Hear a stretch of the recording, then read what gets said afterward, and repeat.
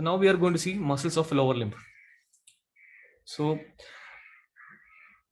we have studied upper limb, and now we are going to see the lower limb. Now when we compare upper limb and lower limb, there are a lot of similarities and there are some differences as well.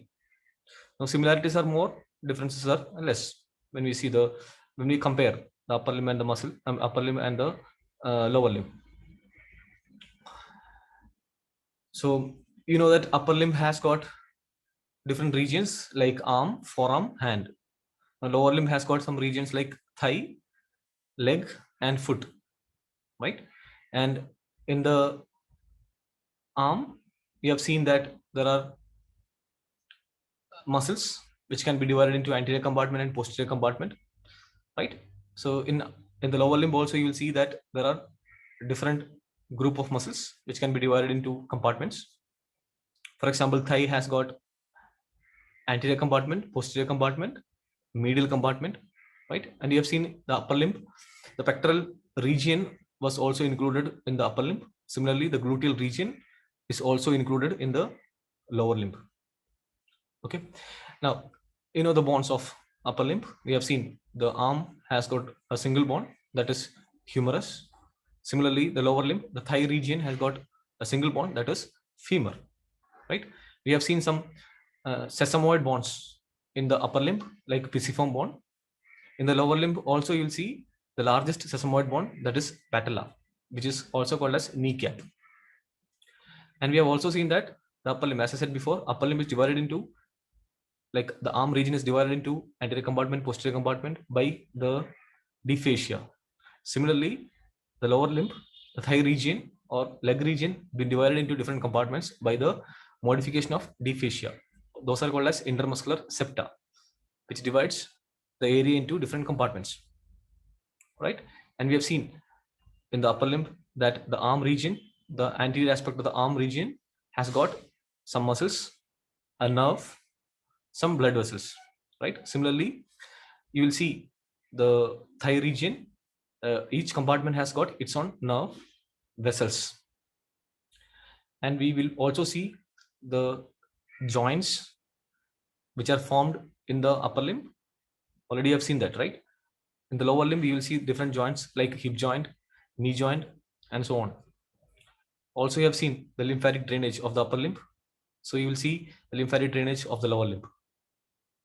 Arterial supply, venous drainage, everything we'll see one by one. So the basic difference between upper limb and lower limb is, the function of lower limb is to, what is the function of upper limb? Upper limb function is mainly mobility, right? And doing precise movement. Whereas the main function of lower limb is, weight transmission. Weight transmission is the main function of lower limb. So according to the function, the bones, the muscles, all things are modified in lower limb. So we can see that the lower limb muscles are powerful than the upper limb muscles, because the function of lower limb is to transmit the weight to the ground, right? So let's see with this idea, the lower limb. First class will be muscles of lower limb. So before starting, let's see the bone here, that is the femur. Femur will be taken to you very soon. So this is the femur. This is the posterior aspect of the femur. This is the longest bone and strongest bone of the body. And this is the bone of thigh. So this is a posterior view where you can see a section which is taken at this level. It looks like this. Posterior aspect of the femur has got a prominent border, that's called posterior border. Another view where the femur can be seen, anterior and posterior aspect, medial and lateral aspect. We can see that it has got skin, superficial fascia, deep fascia. Deep fascia, below the deep fascia there are muscles. Deep fascia sends the septa to the bone. These are the septas. These are the septas. So these are called as intermuscular septa. Because of the presence of intermuscular septa and the bone, this area is divided into different compartments as anterior compartment, medial compartment, and posterior compartment. So thigh region has got 3 compartments. Compare with the arm. Arm region has got 2 compartments. Arm has got anterior and posterior compartment, whereas here you have got anterior compartment, posterior compartment, and another compartment, that is medial compartment. So the thigh is divided into 3 compartments by the intermuscular septa.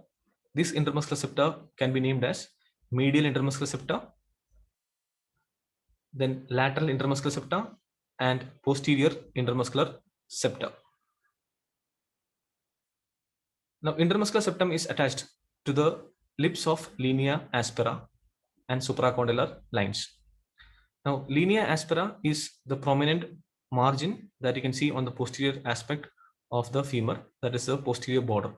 So, posterior border here is called as linea aspera. So, the intermuscular septa, all of them are attached to the linea aspera of the femur. So, it is coming from the deep fascia and it is attached to the linea aspera, all of them. Now, and it is also attached to the supracondylar lines. Supracondylar lines are this. These are the condyles of the femur.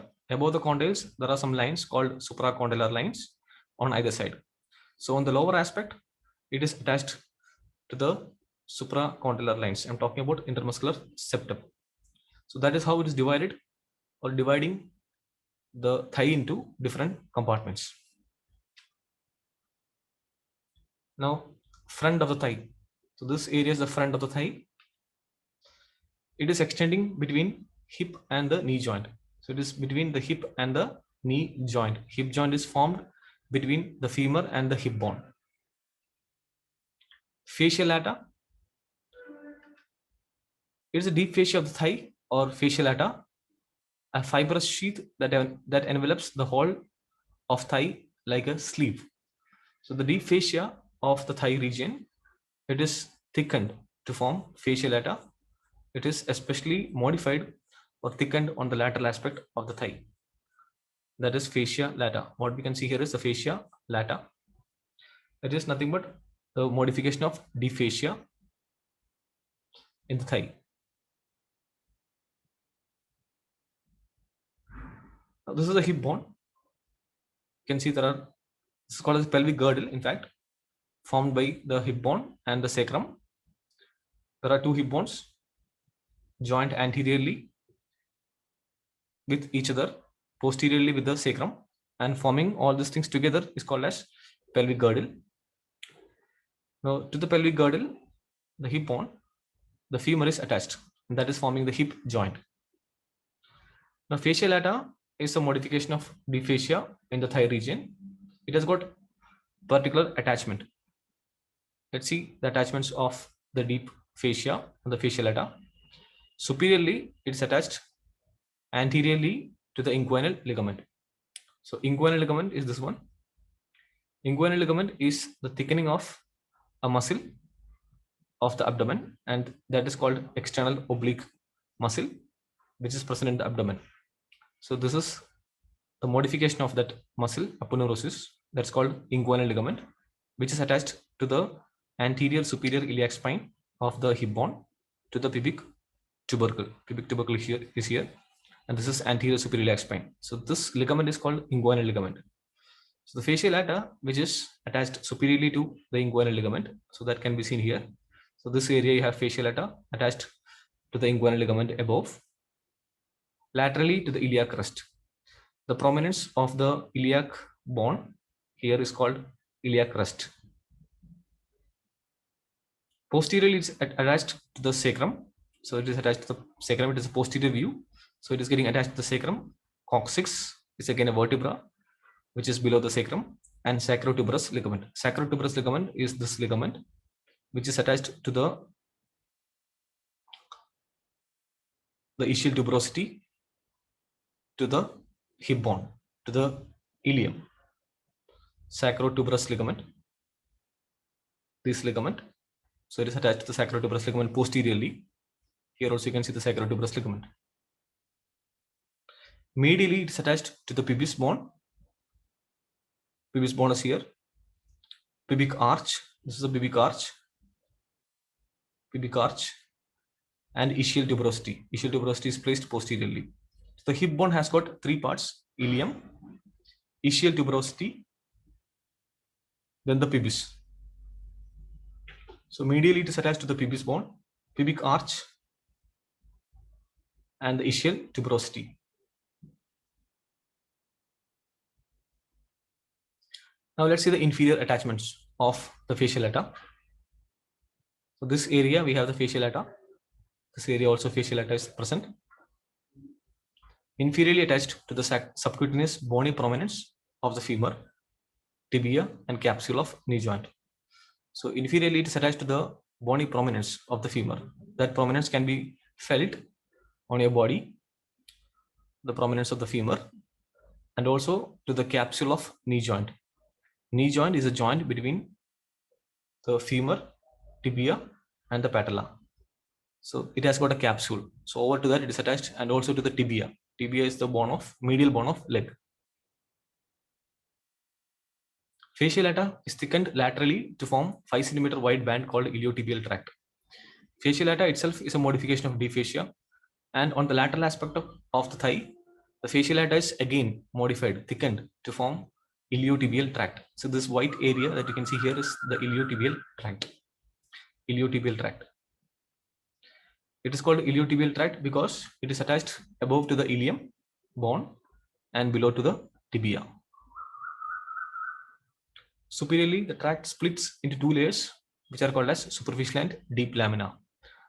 The iliotibial tract, inferiorly, it is very strong, whereas it goes superiorly, it splits into two layers, and they are called as superficial and deep lamina. Superficial lamina is attached to the tubercle of iliac crest. Tubercle of iliac crest is present here, this area.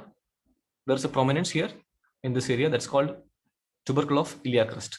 So the superficial lamina is attached to the tubercle of iliac crest, whereas deep lamina is blending with capsule of hip joint. So deep lamina is placed deep and it is blending with the hip joint capsule. Capsule is usually seen around the joint, which gives protection to the joint.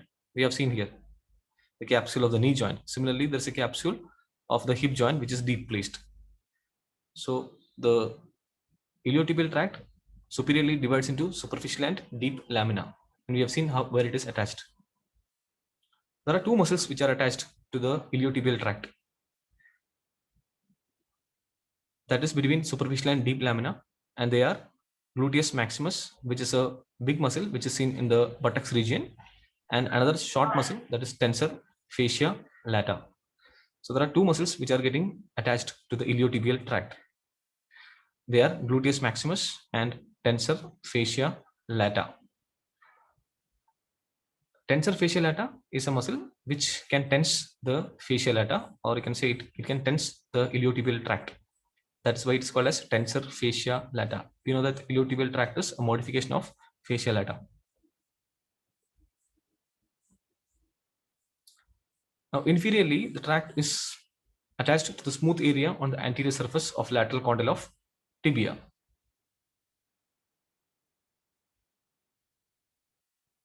So on the lower aspect, it is attached to the tibia. That is why we call it as iliotibial tract. So it is attached to the lateral aspect of the tibia.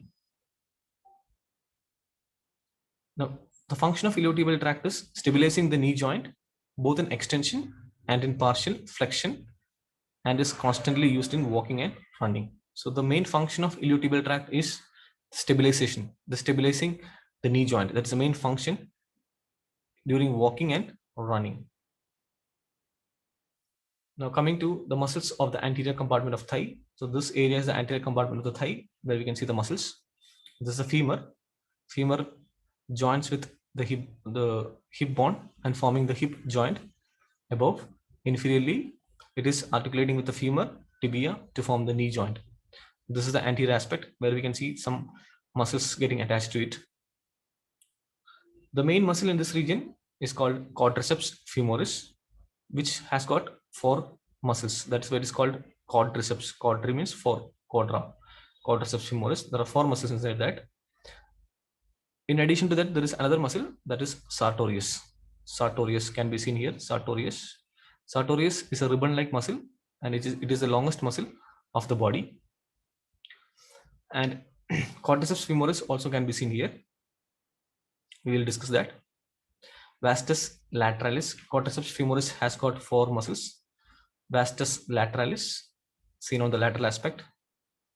Vastus medialis, seen on the medial aspect.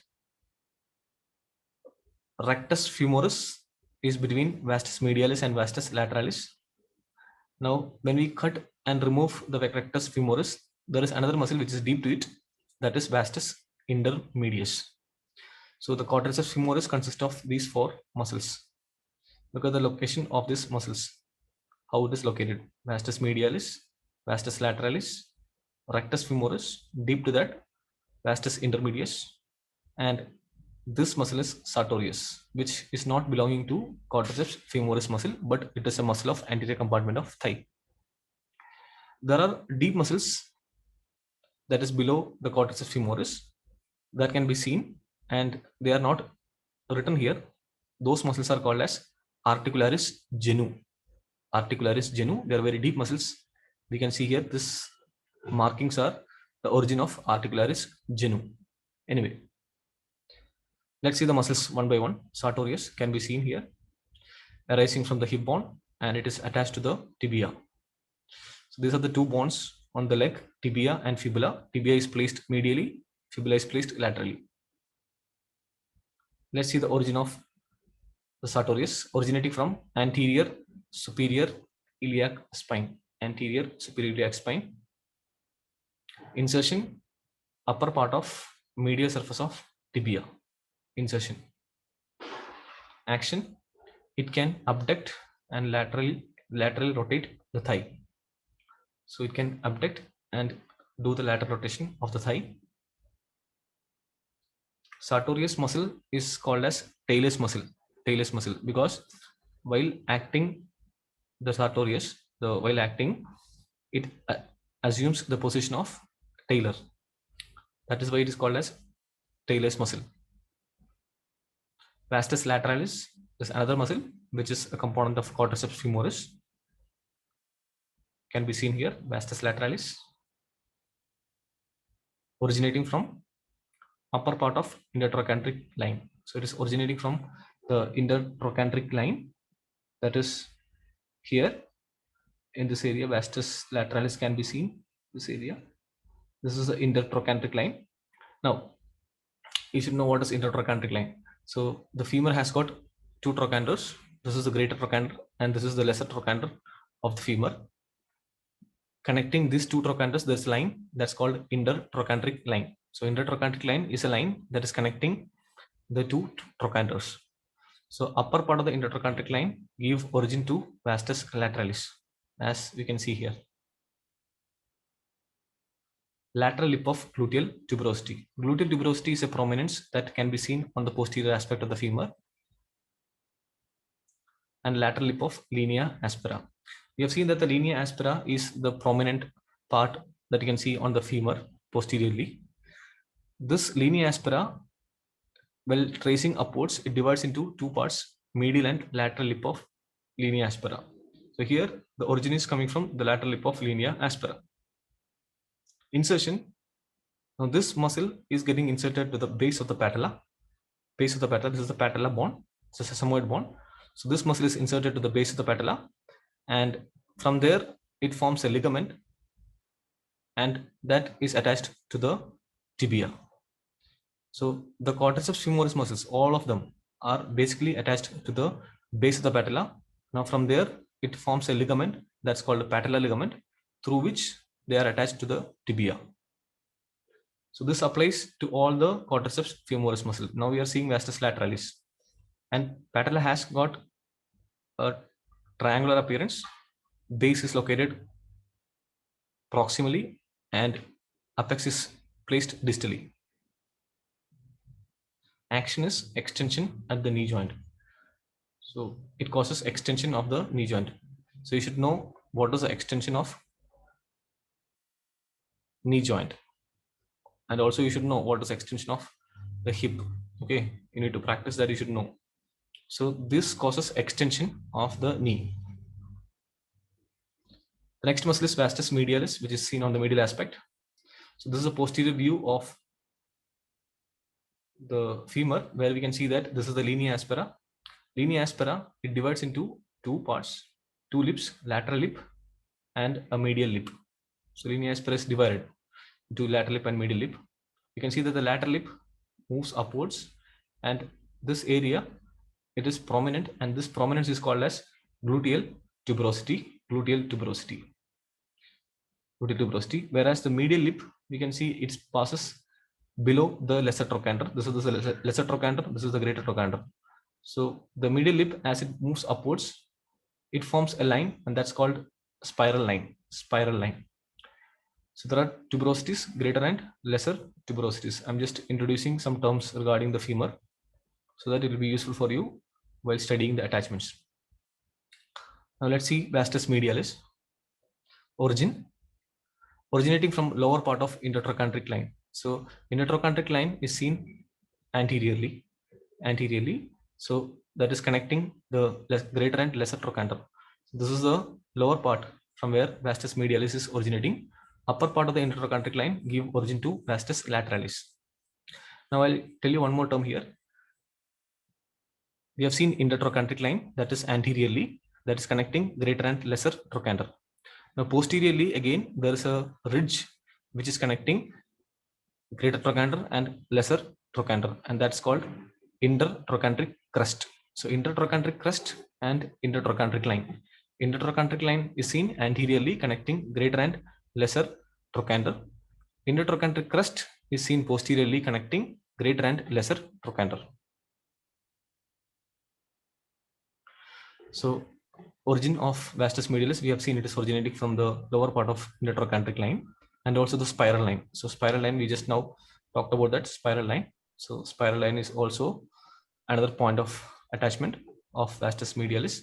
Medial lip of linea aspera of femur. So of course, the spiral line will continue as the medial lip of linea aspera of the femur. So it's a continuous line that you can see. Upper 1/4 of medial supracondylar line.